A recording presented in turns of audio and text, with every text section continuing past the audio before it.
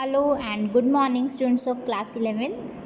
Today in our economics class we are going to continue our chapter number 5, theory of demand.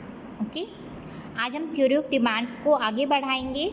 आज का हमारा topic रहेगा change in quantity demanded and change in demand, या फिर हम इसको बोल सकते हैं movement along a demand curve और शिफ्ट इन डिमांड. ठीक है, देखिए चेंज इन क्वांटिटी डिमांडेड क्या होता है. चेंज इन क्वांटिटी डिमांडेड होता है हमारी जो परचेजिंग है of a single commodity when the price of the same commodity is changed. ठीक है, हमारी जो क्वांटिटी डिमांड है जब चेंज होती है according to the price of the commodity. अगर प्राइस कम हो जाते हैं तो हमारी क्या हो जाती है, डिमांड बढ़ जाती है, और अगर प्राइस ज़्यादा हो जाते हैं तो हमारी डिमांड कम हो जाती है. ये सिंपल सिचुएशन है. बट चेंज इन डिमांड में क्या है, चेंज इन डिमांड में प्राइस के अलावा बाकी जितने भी फैक्टर्स हैं उन सब की वजह से अगर हमारी डिमांड चेंज होती है, प्राइस चेंज नहीं होगा चेंज इन डिमांड में, सिर्फ क्या चेंज होगा, दूसरे फैक्टर्स में चेंज होगा. उनकी वजह से जब हमारी डिमांड चेंज होगी तो वो क्या होगा, हमारा चेंज इन डिमांड. इसके अंदर जो हमारी डिमांड है वो एक्सटेंशन होती है या कॉन्ट्रैक्शन होती है, डिमांड की एक्सटेंशन होती है या कॉन्ट्रैक्शन होती है. इसके अंदर हमारी डिमांड इंक्रीज़ होती है या डिक्रीज़ होती है. ये अकर करता है due to the other factor, change in other factors. ये इस वजह से होता है, ये किस वजह से होता है, क्योंकि प्राइस में चेंज आया है, कॉमोडिटी की प्राइस में चेंज आया है. अगर कोई चीज़ सस्ती मिलती है हमें तो हम उसकी ज़्यादा क्वांटिटी भी खरीद सकते हैं, या फिर ज़्यादा क्वांटिटी उसकी मार्केट में डिमांड बढ़ जाती है. वहीं अगर उस चीज़ के प्राइस बढ़ जाते हैं तो उसकी क्वांटिटी डिमांडेड कम हो जाती है. तो एक्सटेंशन और कॉन्ट्रैक्शन रहेंगे. देखिए इसके ग्राफ्स कैसे बनेंगे बेटा. देखिए बेटा, हमारा क्लास 12th इकोनॉमिक्स का चल रहा है, इसमें हम ग्राफ मेकिंग देखेंगे किस तरह से होती है. Change in quantity demanded. ठीक है, चेंज इन क्वांटिटी डिमांडेड कैसे, इसमें दो केस होते हैं, extension of demand and contraction of demand. Extension of demand it means demand बढ़ती है, किस वजह से, प्राइस के चेंज होने से. ये चेंज इन क्वांटिटी डिमांडेड किसकी वजह से होता है, प्राइस चेंज. ठीक है, वहीं चेंज इन डिमांड, ये क्वांटिटी डिमांडेड है, ये डिमांड है. चेंज इन डिमांड किसकी वजह से अकर होता है, ये सिचुएशन अदर फैक्टर के चेंज होने से, दूसरे फैक्टर्स. ठीक है, ये प्राइस के चेंज होने से, ये अदर फैक्टर चेंज होने की वजह से. एक्सटेंशन ऑफ डिमांड कैसे होएगा बेटा, ध्यान से देखिएगा. एक्सटेंशन ऑफ डिमांड में जैसा कि हमने पढ़ा था, जब किसी भी कमोडिटी का जो प्राइस है वो कम हो जाता है तो उसकी डिमांड बढ़ जाती है ना. तो इसका हम ग्राफ कैसे बनाएंगे, सिंपल है इसका ग्राफ बहुत ही. देखिएगा इसके ग्राफ की मेकिंग कैसे रहेगी हमारी. स्टार्टिंग में हम एक्सिस बनाएंगे.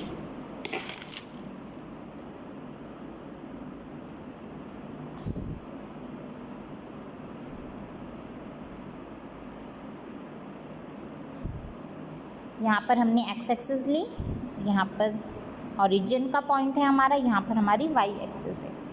क्लियर. अब देखिए जब हमारे यहाँ पर हम प्राइस लेंगे, यहाँ पर हम यूनिट्स डिमांड लेंगे हमारे. ठीक है, मान लीजिए 1 2 3 4 5, 1 इक्वल गैप पर लेना है. ठीक है, 1 2 3 4 5, यहाँ पर भी 1 2 3 4 5. जब हमारा प्राइस 5 रुपीज़ था, ठीक है, उस वक्त हम कितनी यूनिट्स परचेज़ कर रहे थे, 1 यूनिट परचेज़ कर रहे थे. और जैसे ही हमारा प्राइस 2 रुपीज़ हो गया, हमने कितनी यूनिट्स परचेज़ करनी शुरू कर दी, 4 यूनिट्स परचेज़ करनी शुरू कर दी. ठीक है, मतलब प्राइस के घटने से, प्राइस हमारा पहले 5 था तो हम सिर्फ 1 यूनिट परचेज़ कर रहे थे, लेकिन जैसे ही प्राइस 2 रुपीज़ हुआ हमने 4 यूनिट परचेज़ करनी शुरू कर दी. तो हमारा जो प्राइस है उसके चेंज होने की वजह से जो हमारा ग्राफ है वो ऊपर से नीचे की तरफ गया है, ऐसे गया है ना। यहाँ से ए से बी पॉइंट पर आई है हमारी डिमांड, 1 से 4 पे आई है, मीन्स ए से बी पॉइंट पे हमारा डिमांड आई है। तो it is the extension of demand. Demand कितनी बड़ी है, यहाँ से यहाँ तक, it is the extension of demand. वहीं कॉन्ट्रैक्शन इसका उल्टा हो जाएगा। उल्टा कैसे बेटा, देखिए वही हम कर्व बना रहे हैं दोबारा। हमारा 0 लिया, यहाँ पर एक्स एक्सिस लिया, इधर वाई एक्सिस लिया, 1 2 3 4 5 पॉइंट्स लिए, 1 2 3 4 5। ये देखिए यहाँ पर हम यूनिट्स लेंगे, यूनिट्स डिमांड हम कितनी कर रहे हैं, यहाँ पर हम वही अपना प्राइस लेंगे, 1 2 3 4 एंड 5, ठीक है। प्राइस 1 2 3 4 और 5। अब देखिए बेटा, एक्सटेंशन कब हुआ, जब हमारी कमोडिटी के प्राइसेस घट गए। कॉन्ट्रैक्शन कब होगा, जब हमारी कमोडिटी के प्राइसेस बढ़ जाएंगे।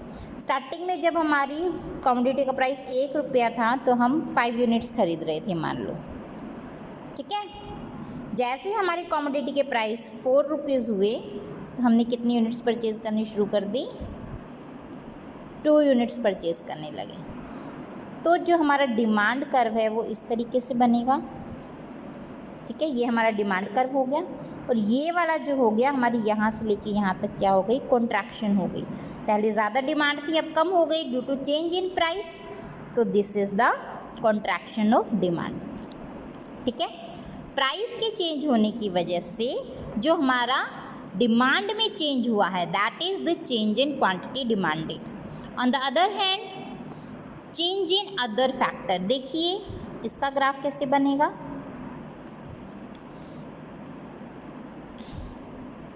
सिंपल है, यहाँ पर हम प्राइस लेंगे, वही चीज़ यहाँ पर हमने यूनिट्स लिए, ठीक है।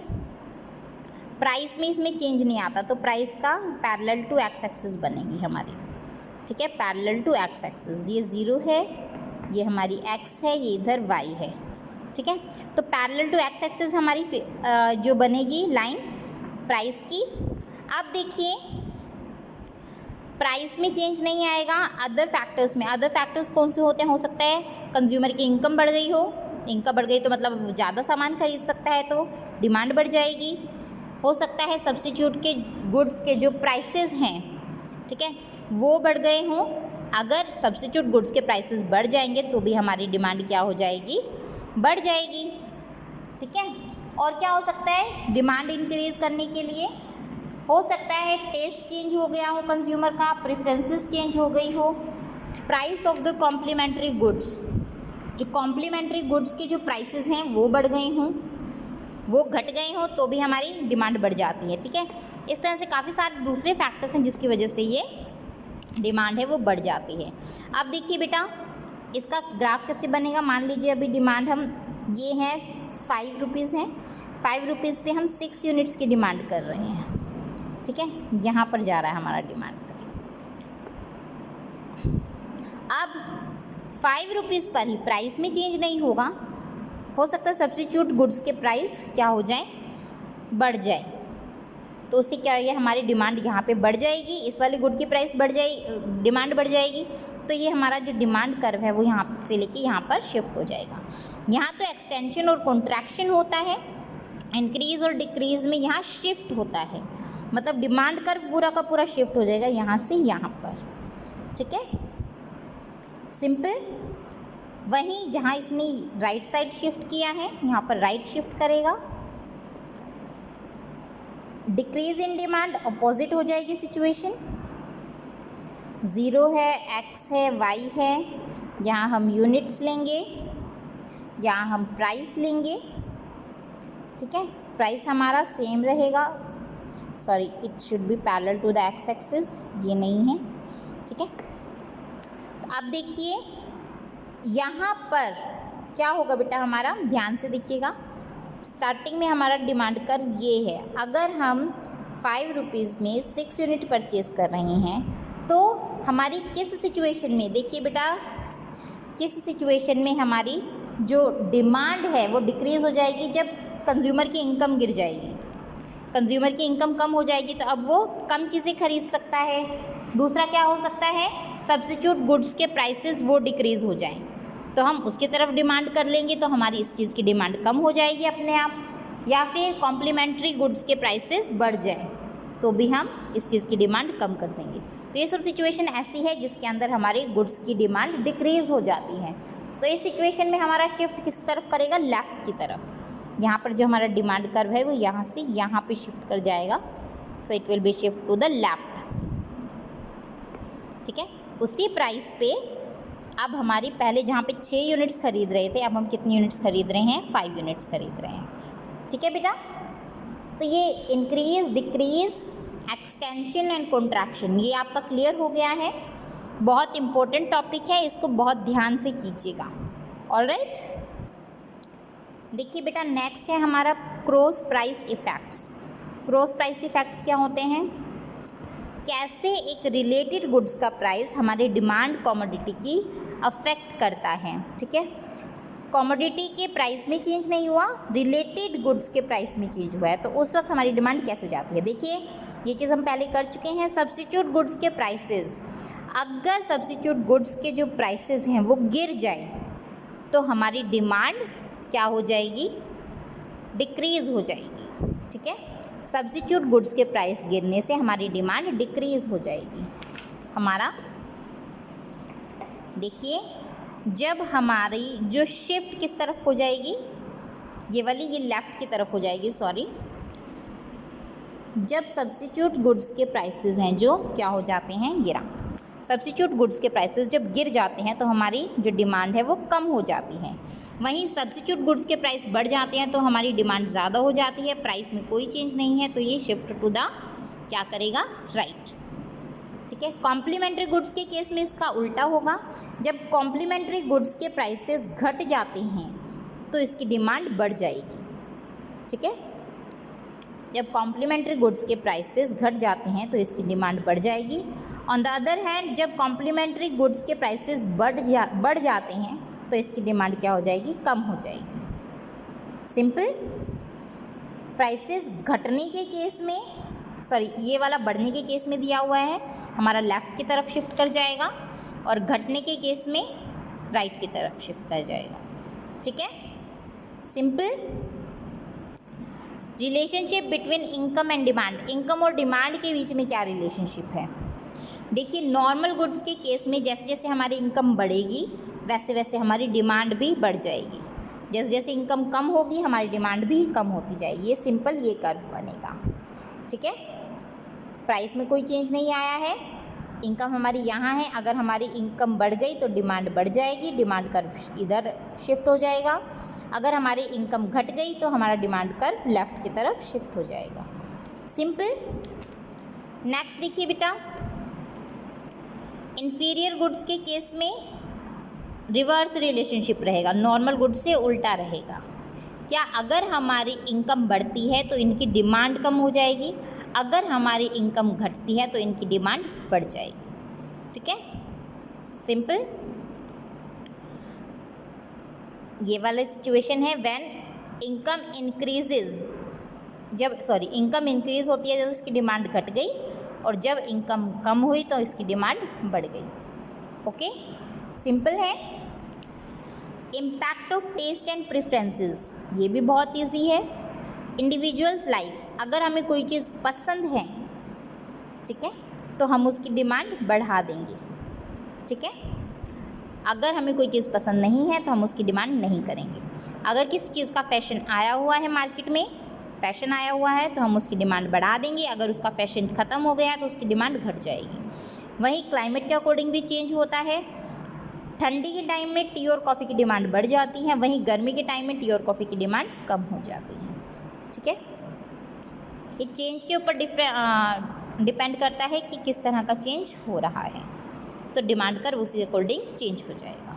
Okay, so this is your chapter number 5, और ये आपका आज चैप्टर कंप्लीट हो गया है।